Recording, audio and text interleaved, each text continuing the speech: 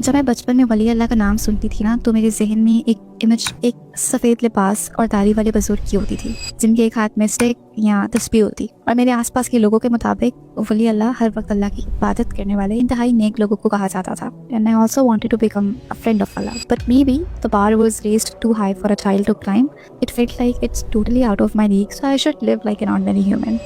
But Quran taught me something beautiful. अल्लाह के दोस्त आम इंसान भी होते हैं और उनके पास कोई सुपर पावर नहीं होती, पर हाँ, अल्लाह से सच्ची मोहब्बत करते हैं। और मोहब्बत होने के लिए लाजिम होता है कि आपको उसकी मौजूदगी पर यकीन हो, आपको इस बात पर यकीन हो कि वो आपकी ज़िंदगी पर मुकम्मल तौर पर कादिर है और वो आपके लिए जो कर रहा है वो आपके लिए बेहतरीन है।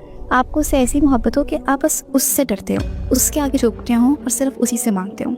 जब आप अल्लाह के दोस्त बनते हो ना, या दोस्त बनने की कोशिश करते हो, तो आपको आखिरत में तो फ़ायदे मिलते ही हैं, at the same time you also get benefits in this दुनिया। ऐसा नहीं है कि जो अल्लाह के दोस्त होते हैं उनको उनका रिवॉर्ड आखिरत में ही मिलेगा, they would be deprived of the blessings of this दुनिया। जैसे अल्लाह ताला खुद बताते हैं कि मेरे दोस्तों को ना तो गम होगा और ना खौफ ज़दा होंगे। वो इंसान को गम होता है पास्ट का, जो गुजर चुका होता है। जब आप अल्लाह पे यकीन रखते हैं, आपको ये समझ आ जाता है कि जो होता है बेहतरी के लिए होता है, तो आप पास्ट को एक्सेप्ट भी कर लेते हैं और उस पर शिकायत भी नहीं करते। और खौफ होता है इंसान को फ्यूचर का। लेकिन जब आप अल्लाह को सेंटर ऑफ अटेंशन बनाकर अपनी ज़िंदगी गुजारते हैं ना, तो आपके तमाम मामलात में खैर शामिल हो जाती है और वही खैर आपका आखिरत में इंतज़ार भी कर रही होती है। वो आपको अल्लाह के सामने रुसवाई और अजाब के खौफ से भी बचा लेती है। इसलिए अगर किसी को अपना दोस्त बनाना है ना, तो अल्लाह को बनाए, क्योंकि उससे ज़्यादा लॉयल दोस्त आपको कहीं नहीं मिलेगा। Now save this reel for future reference and send it to someone who needs this video today.